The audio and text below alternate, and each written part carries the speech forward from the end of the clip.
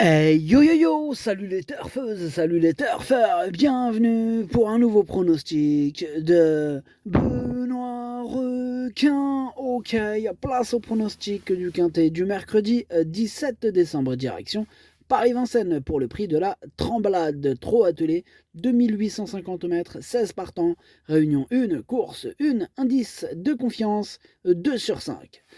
Petit retour sur le quintet de ce lundi, il y a eu un trouble fait à l'arrivée. Cette vidéo, je la tourne avant l'arrivée du quintet de ce mardi et je reviendrai dessus demain.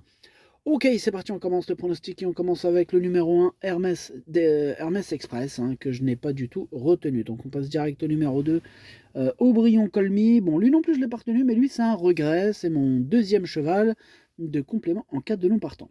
Donc on enchaîne avec le numéro 3, Happy Danover. Ce numéro 3, je ne l'ai pas du tout retenu, j'en ai préféré d'autres.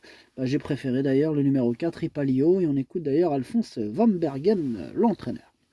Ipalio n'a pu changer de vitesse lors de sa dernière sortie au Croisé-la-Roche il y a 4 semaines. Je ne m'explique pas sa performance en demi-teinte. Sinon, à l'entraînement, il me paraît pourtant en bonne forme.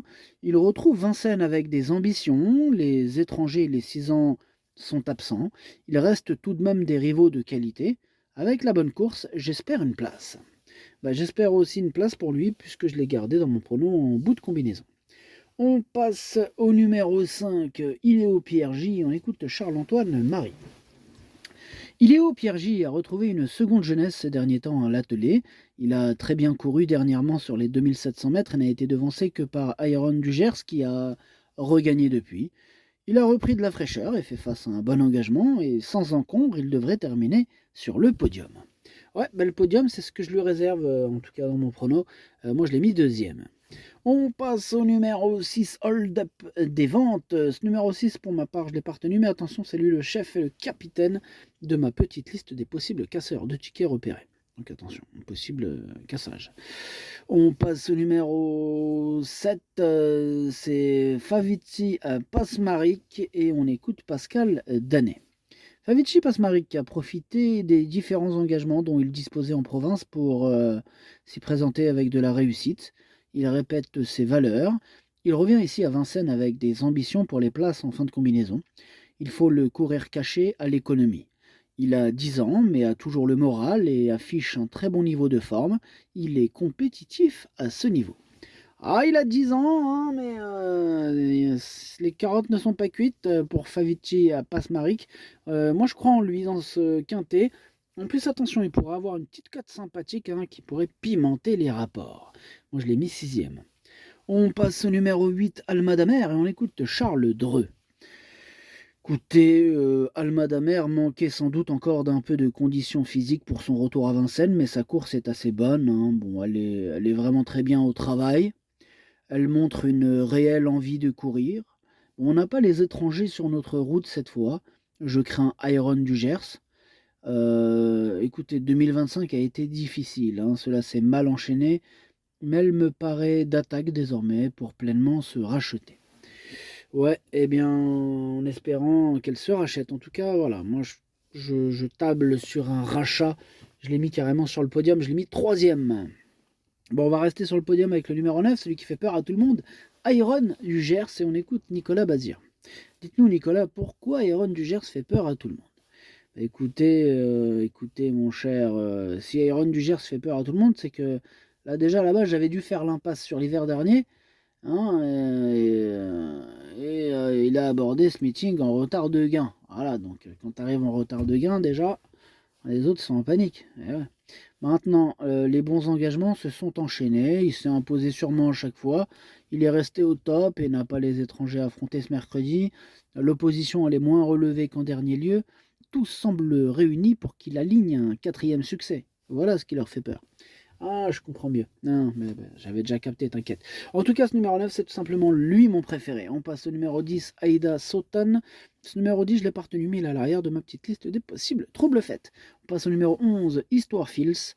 Ce numéro 11, je ne l'ai pas du tout retenu. On passe au numéro 12, Feu de révolte. On écoute Romain Jajolet. Écoutez, Feu de révolte est très fringant le matin à l'entraînement. Plus il vieillit, mieux il est.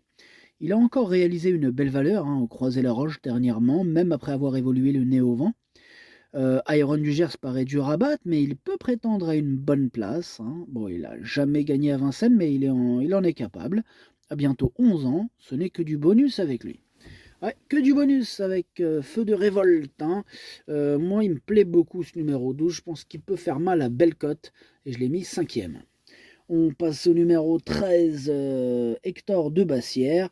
Et on écoute Pierre-Louis de Sonnette. Écoutez, Hector de Bassière ne doit pas être jugé sur sa dernière course. Il se présentait à 9 jours d'intervalle après avoir enchaîné les voyages et 3 victoires. De plus, il était plaqué devant sur une piste trempée. Il a repris de la fraîcheur depuis et a bien travaillé en vue de ce bel engagement. Il sera cette fois déféré des 4 pieds. Il affronte quelques sérieux clients, mais devrait accrocher une place. Ok, merci, monsieur De Sonnette. Moi, ce numéro 13, il me plaît bien. Je l'ai gardé dans mon pronom en toute fin de combinaison, attention. On passe au numéro 14, Hors-Board, et on écoute Jean-Marc Chesneux. Hors-Board devait arrêter après sa dernière sortie au Croisé-la-Roche, mais il y a ce bel engagement, sans les jeunes ni les étrangers. Il prolonge d'une course de ce fait. Il a bien encaissé ses efforts, il répète toutes ses courses et a un moral d'enfer. On peut ambitionner une place. Il sera bien sur ce parcours de tenue, mais il a toujours besoin d'un temps mort dans le parcours. Bon, en espérant que ça se passe bien pour Hors-Board, que j'ai mis 4e. On passe au numéro 15, Impulse Jules Riss, numéro 15, je l'ai pas retenu, mais il est en plein milieu de ma petite liste des possibles troubles faits. Et on termine avec le numéro 16, Honey King. Lui m'embête beaucoup, c'est lui qui m'embête le plus, c'est lui mon gros regret, mon cheval de complément, 4 dons partant, attention possible, cassage en vue. Oh, le pronostic ça donne 9, 5, 8, 14, 12, 7, 4, 13. Merci d'avoir suivi cette vidéo. N'hésitez pas à mettre un pouce bleu si la vidéo vous a plu. Pour accéder à tous mes tickets pour la course du Quintet, rendez-vous directement en description de la vidéo. Vous avez aussi le bouton rejoindre qui vous donne accès au pronom 8+2 ainsi que le chef et capitaine de ma liste.